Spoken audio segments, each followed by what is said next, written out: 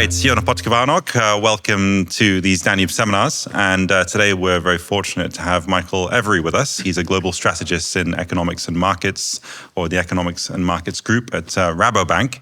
And he's here to have a discussion with us about geopolitics, geostrategy, the state of the economy. And I'll hand it over to you, Michael. Thank you very much. It's wonderful to be here, to have this opportunity to be in this fantastic facility. And let me start with a very brief elevator pitch in terms of what I'm looking at and what it is I do. So being a global strategist in the position I hold in Rabobank means that I look at things cross-asset and cross-geography and cross-disciplinary. So it's a very different role to how what you see as a global strategist at some investment banks operates, because they will basically be saying, buy the dollar, buy the yen, maybe go along the S&P here, etc. It's purely markets focused. Now, I've been doing this job in different iterations for nearly 3 decades, and I've done most of those market roles. I've done macro, I've done country risk, I've done FX strategy, I've done rate strategy, I've done variations of all of these things. But this particular role is trying to look at the big picture, to join the dots, and to try and say, okay, what can we project forward holistically from here? So to give you a summary of what I'm traveling with at the moment, it's the argument built on many layers of previous work that we are seeing a global shift away from traditional economic policy and economic policy making towards economic statecraft, which is an entirely different entity.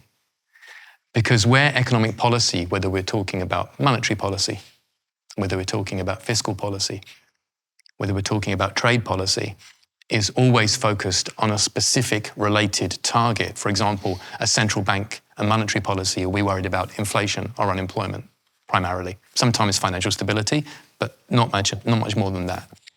And fiscal policy will be, well, have we managed to meet this magic budget deficit target that we're aiming for? Is it -3 or 0, et cetera, et cetera? And trade policy usually is, how many free trade deals have we managed to strike in the last 12 months, et cetera? When you use economic statecraft, you have to look at everything you're doing holistically, and you have to think what's in the national interest or to do with national security. What is the foreign policy aspect of what you're doing? So, to give a very controversial and kind of poignant example of what I'm talking about, what's the correct interest rate to try and bring an end to the war between Russia and Ukraine? Nobody thinks like that. Everyone should think like that. These are incredibly powerful tools that we have in certain intellectual and political silos within our concept of political economy, and we try and keep them there, gift-wrapped, to look at certain things. Actually, and this is my core argument, if you look at the historical track record within the West, but across the world, because you can always learn from other people over time, you can see that using the toolkit that we have in various different ways, most of which break the rules of both the liberal world order and how traditional centre-right parties want to operate too, you can actually come up with combinations which can achieve incredibly powerful outcomes, which are not immediately intuitive.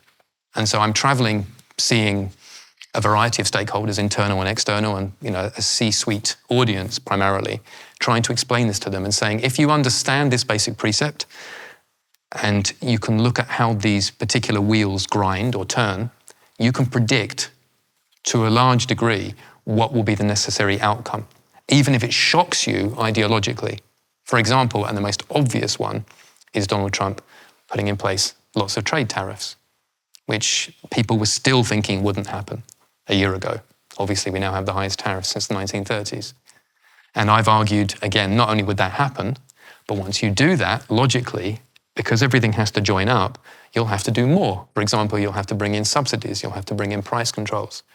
And you start escalating or deconstructing what we take to be normal. And yet, and this will be the last point, and then I'll conclude, people who don't like that, on one hand, they say can come from the traditional liberal left. Okay, this offends us in certain dimensions. And other people who don't like it come from the traditional right and say, well, no, market forces should rule. And, I have a couple of key arguments or bullet points that I make, and one of them is this: mockingly, because there's a deep-rooted view that markets will always sort everything out. Well, they don't. They absolutely can't. It would be lovely if they could, but they patently don't unless everyone is using them, and even then they need to be regulated. So it's an uncomfortable truth, but it's emerging more and more evidently that that's the case. And the other one, transcending that, is a question I ask everybody, and I'd ask everyone watching this to consider too. What is GDP for? And if one doesn't have an answer for that, one should. And the higher up the hierarchy you are in an organization or within the political economy, the more deeply you need to think about that, because it unpacks an escalating or unfolding series, or cascading series of questions which make you reorder how you do everything. And again, it transgresses on a lot of sacred ground, but I think overall it can end up in a much, much better place. And whether we like it or not, it's going to happen. Thank you. Carl? Yeah.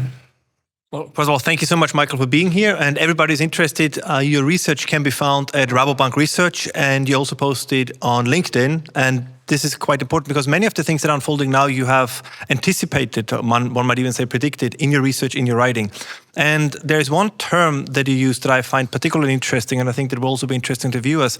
You speak about Neo-Mercantilism. Now, when you use that phrase, what do you mean by this? When you say there's a new age of Neo-Mercantilism upon us? Sure. Well, it often gets conflated with mercantilism, and I need to separate those into two discrete phases. Mercantilism is a very, very ancient concept going all the way back, to the ancient world, that the most important thing you should hold is gold or silver, that metal is wealth, and that you should try and run a positive balance of trade so that wealth, money floats or flows towards you, and you end up sitting there like a dragon on your hoard. Now, that's how the world ran forever, if you look at ancient history, ancient China, ancient India, ancient Greece, etc. That didn't actually do us a lot of good because you can't eat gold, you can't eat silver, and it can go up in price, but someone needs to actually producing something rather than that metal itself. Neo-Mercantilism is a new school of thought, relatively speaking, compared to that emerged following Adam Smith's arrival on the scene, along with David Ricardo, and arguing that why do you want to build up stores of metal? Let the market do its magic. Basically, have free trade and free markets. You'll all be better off. The problem is, if you actually read Smith and Ricardo, there are very, very serious intellectual caveats in their work where they say, well, only if the following conditions hold, which they don't. Otherwise, this will not balance, it will not work, there will be friction. And the Neo-Mercantilists were a global movement. They were very prevalent within Europe, they were prevalent in India and China and Japan. So we saw them in lots of countries where they pushed back and said, when we're adopting this free trade under the British gold standard in the 19th century, which many people still lionize as this benchmark we try and return to, how comes we don't have any industry? How comes the British have gunships and go around the world and tell us what to do? They make all the rules institutionally, and we just have to accept it. And we're right at the bottom of the value chain. So all of them, including Germany, by the way, of course, or the emergent Germany as it gradually came together, adopted tariffs, adopted industrial policy, adopted subsidies, did many of the things that China is doing in the present day, and it worked fantastically. Downside, we ended up with World War I. There's no way to get out of the fundamental problem of being a human and arguing over limited resources. But Neo-Mercantilism is basically this structural attempt to try and move yourself up the value chain rather than accepting that we don't make anything. We just serve gin and tonics to tourists, which is a very low-paid job. We want to be there controlling the production of stuff. And that is the tide of history at the moment, moving in that direction.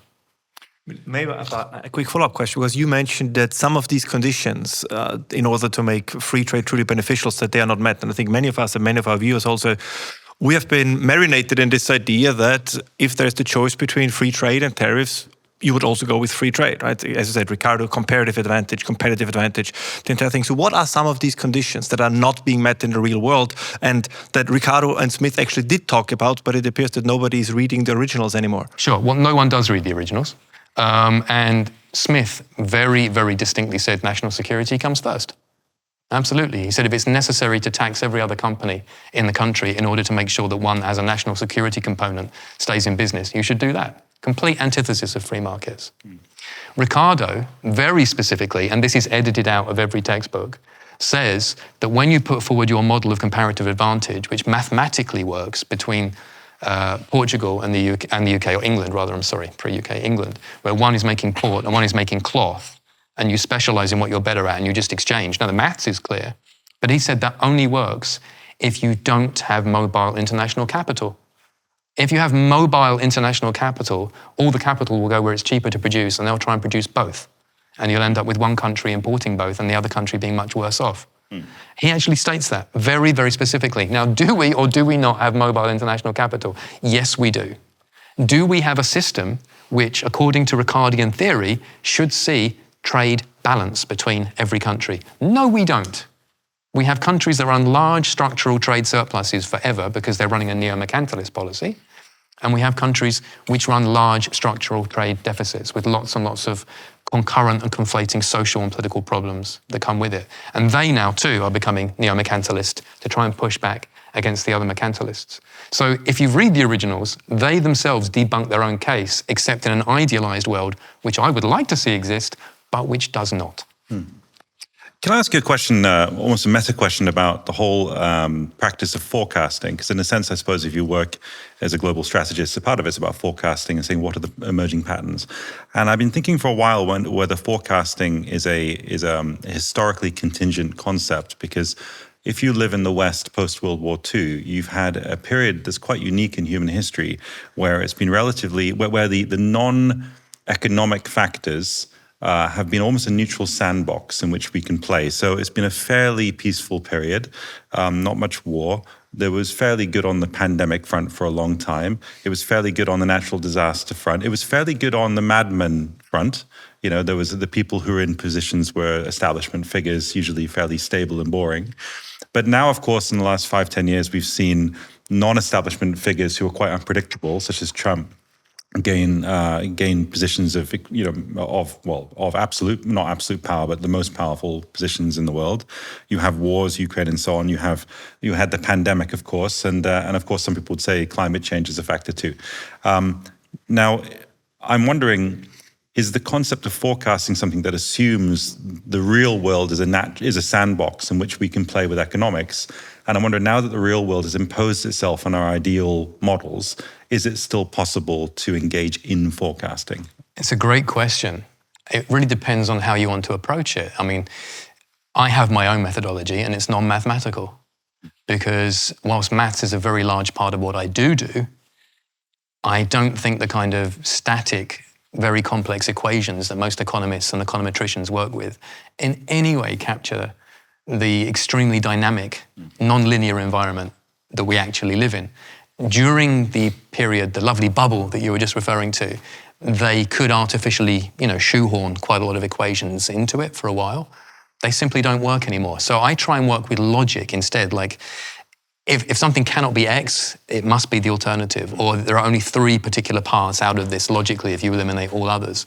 I don't want to go into specific details right now, but there are usually ways to look at every problem where you can reduce it down to a logical taxonomy or framework. And I find that then looking at emergent evidence, arguing, are we heading in this direction or the other, has a far better track record, even if the timing isn't absolutely perfect, compared to what you get from most investment banks, which will be a page of mathematical gibberish, and the resulting forecast will be absolute gibberish as well.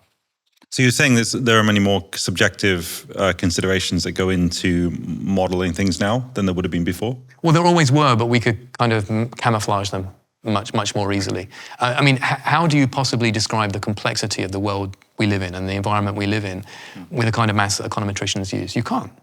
Well, I have found over the years that when I looked at people having predictive models of the future, they were notable by what they excluded less than what they included. Of course, absolutely. I mean, what you choose to include and exclude, and all the assumptions you put into it are going to give you half of your answer.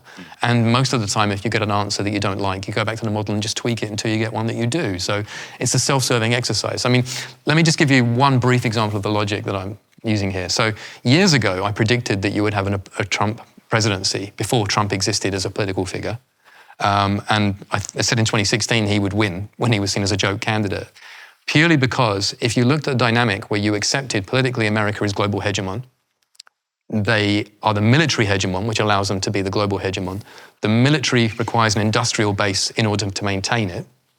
So you take these as logical precepts, yes, yes, yes.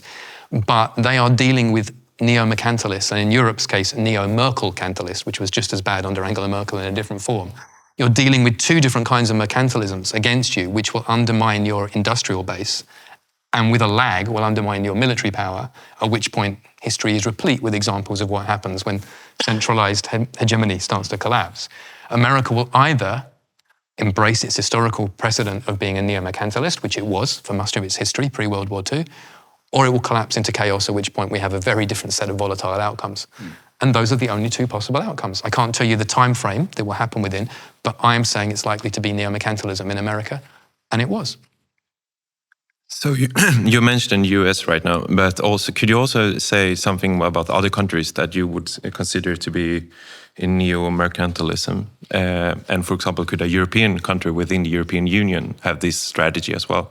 Within Europe today, steps are gradually being taken to try and move in that direction. But the problem is the current European construct, as opposed to the Europe of the past. I already mentioned Germany was a prime example. So was France.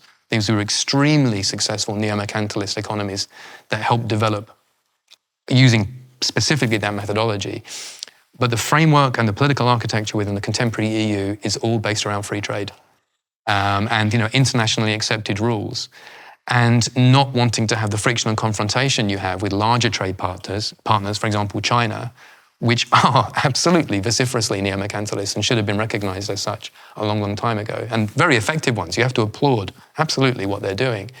I don't know if Europe can fully adapt in time, but it needs to in order to get the economies of scale to push back against what America can do with other countries working with it, or vis-a-vis China. But that's not compatible with the institutional architecture that you've got set up, not at the moment.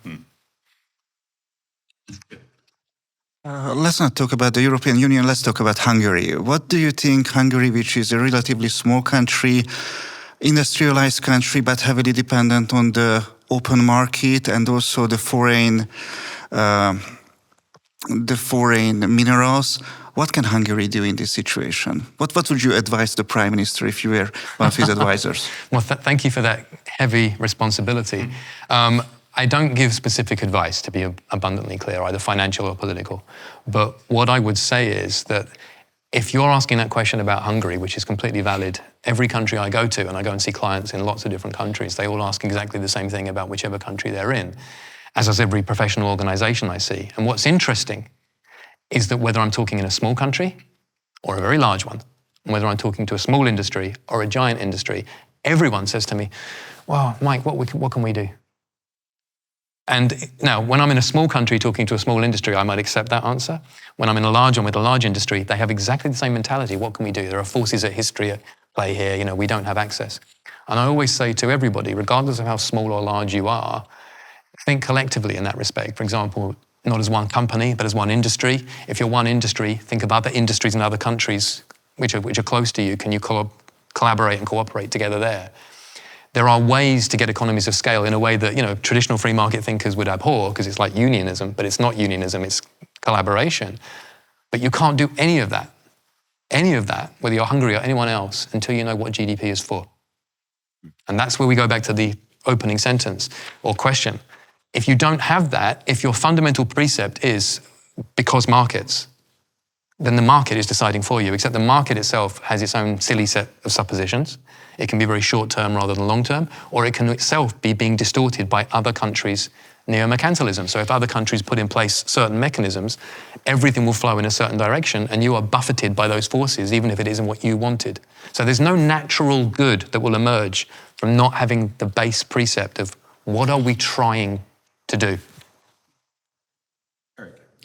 Yeah, I have a question about the risk of looking at current events in an overly logical way, because there's a certain macroeconomic logic that we can spell out. The United States wants to remain the hegemon.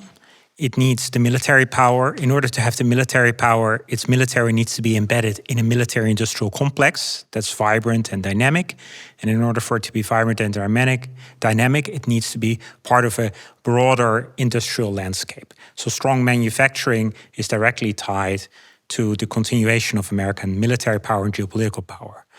Now, the United States have been financializing So of course it has everything to do with the structural features of the world economy, the way China produces, the way Germany produces, so the way South Korea produces. So there's macroeconomic logics here at play. But on the American side, it manifests in a lot of money constantly flowing into the dollar zone, pumping up the dollar, financializing the American economy. If you want to send money right now to South Korea, it's difficult. You have to be registered in South Korea to buy stocks. There are all kinds of mechanisms to stop the money from flowing into South Korea. If we want to put all our money in America right now, we can just grab our phones and send it, right? So there's constantly money flowing into the US, financializing, bloating Wall Street. All the American firms are all, bloated, overestimated, right? Overvalued on the American stock market. It's all like money, money, money. And then American manufacturing suffers, right? So there's a whole structural logic to it. Now, you may think, okay, what now the US needs to do is it needs to definancialize, focus, re-industrialize, focus on its manufacturing, allow for the dollar to weaken, practice budgetary discipline, shrink the budget deficit so they don't have to make all these, issue all these sovereign bonds and definancialize, right? But the Trumpists really, really care about the inflated values of the stock market. And they really like 7% budget deficit. So even though there would be a macro structure, economic structure relating to long-term American power that would push America to neo-mercantilization, there's also an entire class of people in Wall Street and in Washington that are doing everything they can to push in the absolute opposite direction. So there's a little bit, if you think too much from a macroeconomic logic, you may lose sight of the enormous chaos of politics and also the stubbornness of all the habits. Can I ask are you saying, just if I understand, are you saying the difference between long-term strategy and short-term sort of thinking of individuals? It's also that these players, these political players, they have all kinds of personal motives as well. They don't just enact a macroeconomic logic. So there is a macroeconomic logic, but still all kinds of things are moving in opposite directions. May I respond? Well, first of all, I agree with a great deal of what you just said. And, I like giving personal anecdotes to colour these things alongside, a very accurate big picture view there, which is, I grew up in a far less pleasant environment than the one we're currently sitting in now. And if it was a nice summer's day with the sun shining, which didn't happen too often where we were, we'd say as a group of friends, right, let's go to the park and, take a bit of food and some drinks, etc., and we'll have a lovely day. But we couldn't because we'd get our heads kicked in. So, we were completely aware of the fact that there were rival forces who would try and take away nice things that you wanted to try and do, and that there was no necessarily guaranteed outcome, that there were oppositional forces, shall we say, just on a day-to-day thing like enjoying the park. It's coloured my thinking quite heavily, right? But the point is, you're right about Wall Street. You're absolutely right about financialization. And this is part of the ongoing battle that's taking place within the US. It's completely true, by the way, within Europe, when you look at all the different viewpoints on what Europe should do. It's true within China. It's true within Japan. It's true within every economy. You have different forces proposing or backing different viewpoints. And in Wall Street, it's incredibly powerful. But there are 2 points that I want to clarify, if I may. The first one, and this is a very common misconception, so I am happy to try and clarify that. America doesn't enjoy a 7% fiscal deficit. It doesn't. The reason America has, for example, a 7% fiscal deficit is because the rest of the world gives America 2 choices. You either have a 7% fiscal deficit or you have mass unemployment.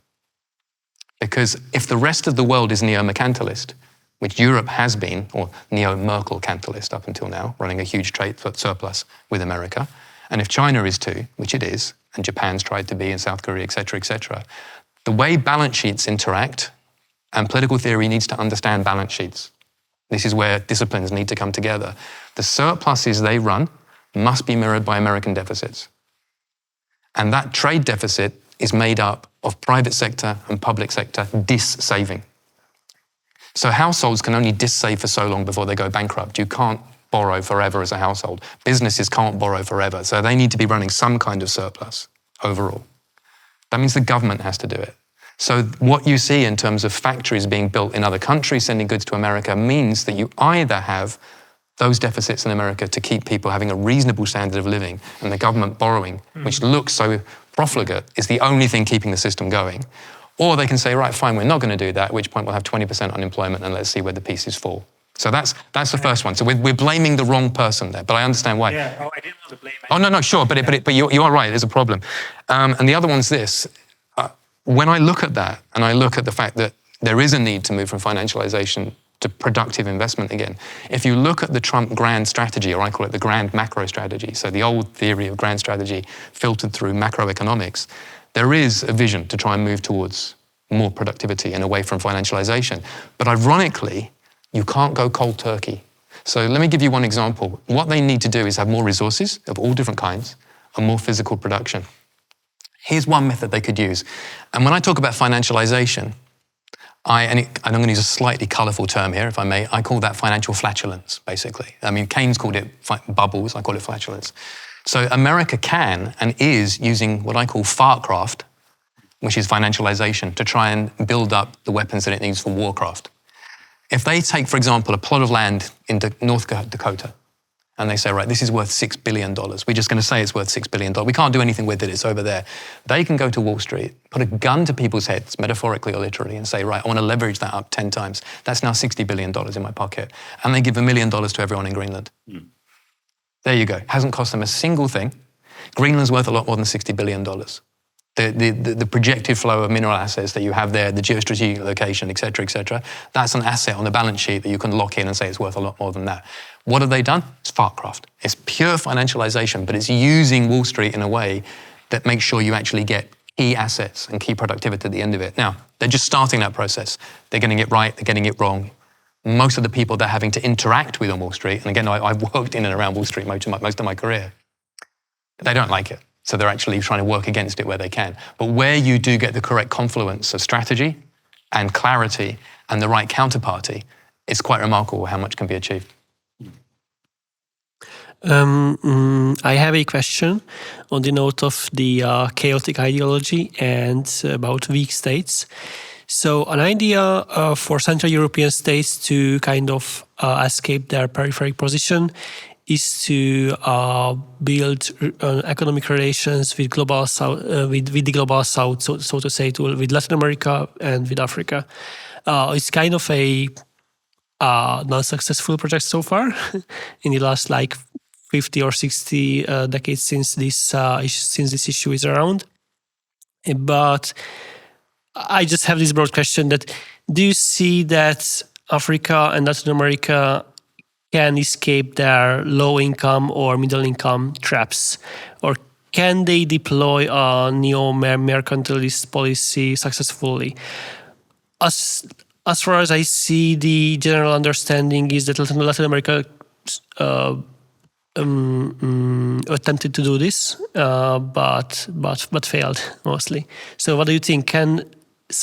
Will Africa and Latin America present the next great area for development, and or it's just a truism that they have so much potential, but they actually don't really have it? Well, only time will tell. You are completely correct that the historical track record of attempting to use economic statecraft in both Africa and in Latin America has been a dismal failure. Partly because of how it was implemented, partly, to be fair, also because the more entrenched economic statecraft players, largely in Europe vis-à-vis Africa and America vis-à-vis Latin America, didn't want it to succeed. I think the way to frame it going forward is, will players in Europe and in North America recognize that it's in their interest to see economic statecraft succeed in those regions? So say, for example, if Europe comes up with a more crystallized vision of what its GDP is for and says, right, we want greater trade with the global south, does it recognize that you need resources, you need value added and production, and you need consumption, and you have to have an equitable triangle of all of them? You can't say, right, we're going to buy all the resources from you really cheap. We're going to produce everything in Europe, which is what Europe would like to do, and then we'll consume most of it and we'll sell a lot of it back to you too. So you're going to be a low cost producer for us, and you're going to be borrowing from us to be the consumer. That's a completely unbalanced pyramid, which is what most countries would want to do in that position. So Europe would have to turn around and say, actually, no, we're prepared to pay above the odds for the commodities, because that makes you wealthier, and we want to make sure that we develop sympathetically. But that involves moving lots of value chains and having a relatively planned economy. What do I want my GDP and your GDP to be for? What are the parameters within which markets, which are like liquid, where can they flow? So what channels will I dig into the ground to then let the liquid go where it wants to go? America will have the same choice with Latin America. Historically, of course, they have a very, very daggers-drawn relationship for very, very obvious reasons. China, Russia, Iran are all making inroads into those regions, as they are in Africa too. And the West has to decide, is it going to try and play the same old playbook, which is we want cheap stuff, and we don't care what happens to you, and strong men can rule the place, that's fine. Is that sustainable in an environment similar to the Cold War, where you have powerful forces with much more forces of production now than the Soviet Union did, that ostensibly offer a better option? So I think actually it's a competitive intellectual environment now, or political economy environment. And I think on paper you would say logically, doesn't mean it will happen, logically Europe has to start saying, what's the best offer we can make to these countries? And I don't see one that they're buying at the moment. And what's the best offer that North America can make to Latin America, to say you don't need to be in the Chinese bloc or the Russian bloc. Clearly, we have a target that your GDP per capita is going to be 20% higher over the next 10 years or whatever. We grow, you grow, we grow together, and distribute that. But this is anathema to people who just want to do free markets. Yes, I've got an abstract question and a more specific question. So the abstract one is going back to your fundamental question that every government should ask what GDP is for. Presumably the implication is that the answer is going to be different for every state. But is there do you see a sort of fairly uniform set of principles that should be applied to reach that answer?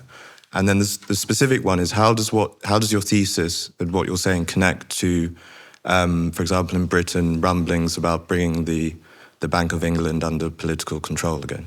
Great questions again. So again, I've had this discussion all around the world, and you get similar answers in most places.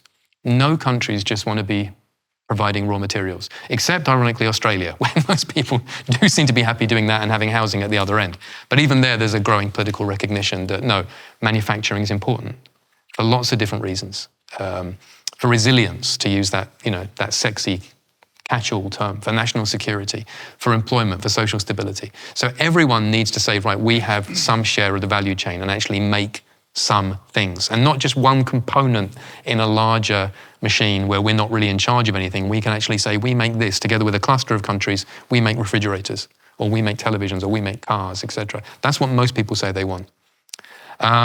Equally, most people would like to have resources. Not everyone's gifted them. Some countries do and some countries don't.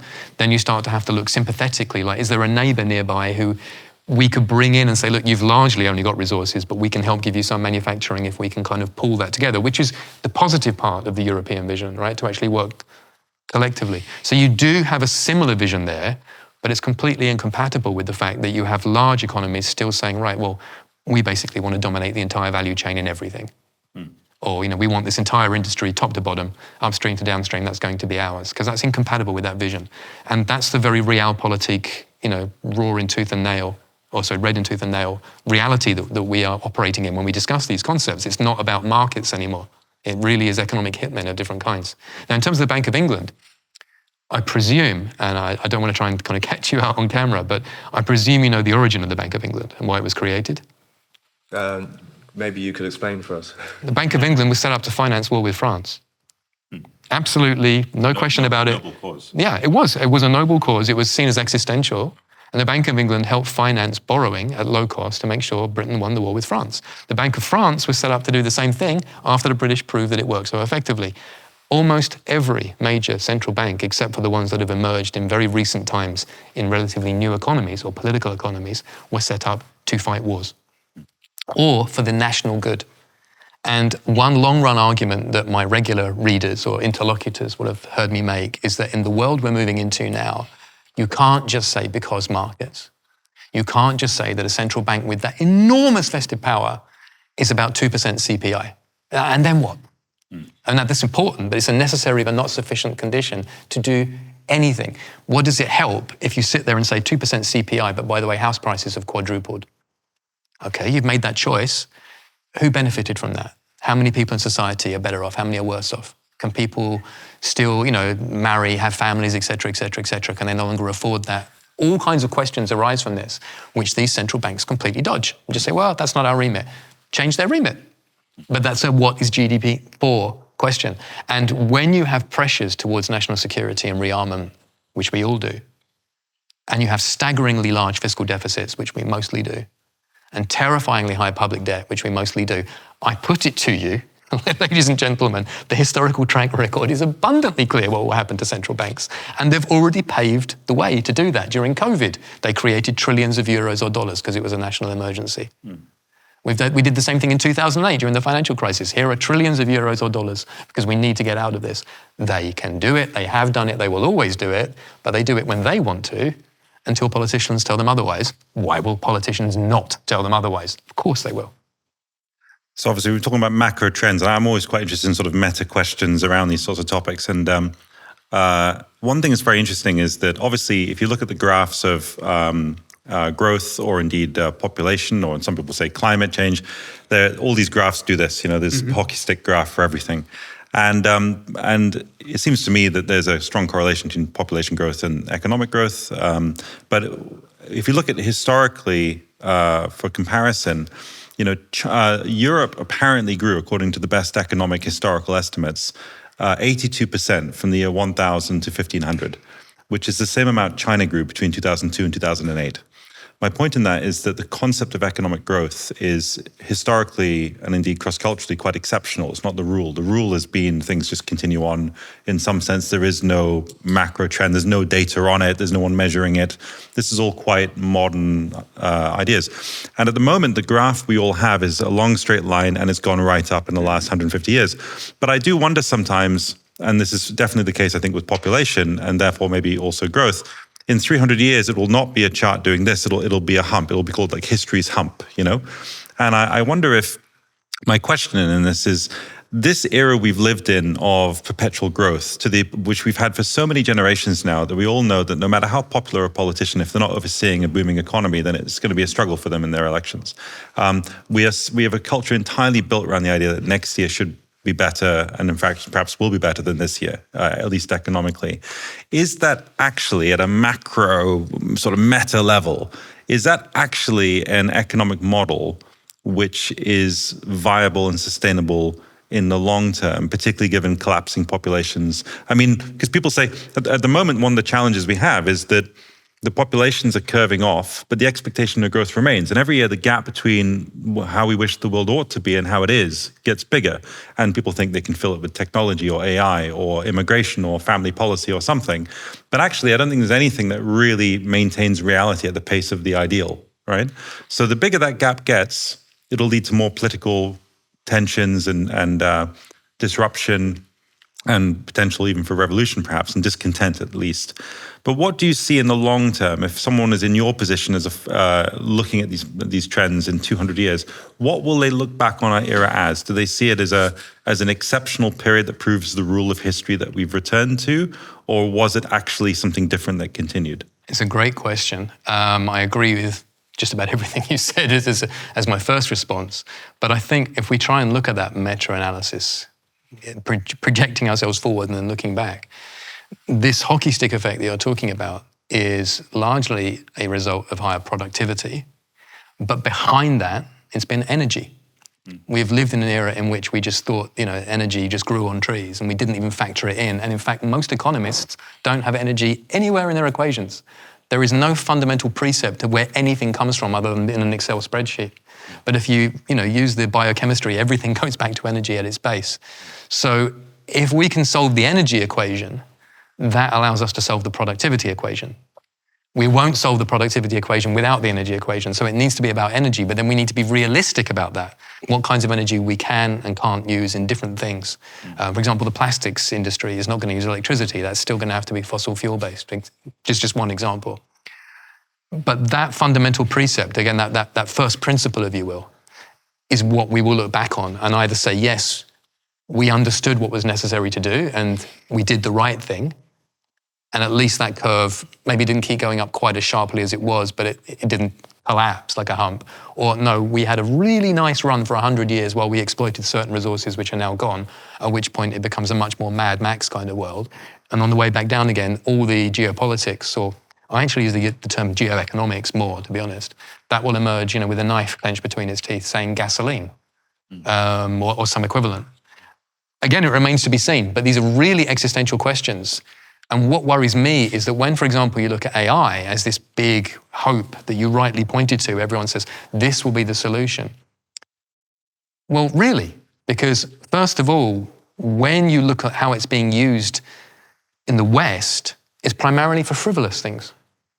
You use AI to make someone who can't write a good email write a better email, and then someone uses another AI to dismantle that back into the component parts rather than actually just communicating. There's no profit in that. If you look at how much it costs to run the data centers to do that. There's a lot of things going wrong in the world, and a lot of productivity being lower than it could be because of badly composed emails. Well, okay, that's also true. But I mean, in general, if you look at how much it costs to invest in data centers, the cost of which is going through the roof, and how much the energy requirement will be, which is just exponential for them at a time when we already have energy constraints, we should be asking, what is GDP for? Fine, we're going to have AI. How can we use it in manufacturing? How can we use it to actually create more things from things more effectively? So there are areas where I think AI will be miraculous. And most of what I see is utterly, typically Western and frivolous and ridiculous. And it's staggering that we don't have politicians actually saying, look, what's the important component of this? Everything all in on that. Instead, I mean, you and I all know, whether we'll admit it here or not, it's going to be used militarily first and foremost. That's where the real interest is. That's why they're still propping the bubble up and then they get bigger and bigger. They're hoping to get like a Manhattan Project plopping into their hand. And then after that, they can work out what the economic side effects are. But we need to have more honesty about that, in some different form, rather than just thinking this in itself will change everything, because it won't, looking at the principles or the precepts that we're talking about here, which is get your energy right before your productivity. Markets alone will not decide that, not effectively. One major topic that pops up everywhere in the discussion is this concept of multipolarity and the new world order that we're moving into. What is your take on it? And do you think it is, if we assume that it is happening, is it inevitable? Or does it depend on the decisions that those potential new regional hegemons or these new poles then in this multipolar world would make, and that actually the final verdict is not yet in? I don't think anything is inevitable in that sense, in the same way that I originally referred to an example where America would either, resist Chinese neo-mercantilism and European neo-mercantilism with neo-mercantilism of its own, or it would just crumble away, which is a completely different scenario. And it was always one or the other, logically. Nothing is written, but you can certainly see that US hegemony is seriously threatened, and either we will see transformative economic, military, and political statecraft from America forcing some new global compact in which I don't think it will have the role it used to. It won't be as powerful, but it will still be primus inter pares in a large part of the world, whereas other very large economies like China, potentially India, can have their own sphere of interest and still be very, very significant in that particular environment. Europe, by the way, loves to use multipolarity as if it somehow implies that, that will just drop into Europe's lap. Oh, strategic autonomy, that's nice, because America stumbled. It won't happen like that in the slightest. And in fact, all the arguments I see logically are that Europe will end up basically just coupling itself with America into a larger Euro-American bloc, because it's much easier to do that than to do anything else. So it's not a given. Europe can certainly make the choice to try and say we are going to go for strategic autonomy. Ouch, if it does go that route, but that does point to one particular future. America or China may or may not make a compact. India and America may or may not make a compact. But it's not going to be this easy transition, and it's not this guaranteed, well, everyone will have a bit of power. It's going to be a more complex world, but it's just going to be, better for the smaller economies or better for Europe. No, I don't think so at all. I think it's a very, very difficult situation. Just a very quick, very short follow-up question, because I think this is something that many, at least I wasn't until I started reading your work.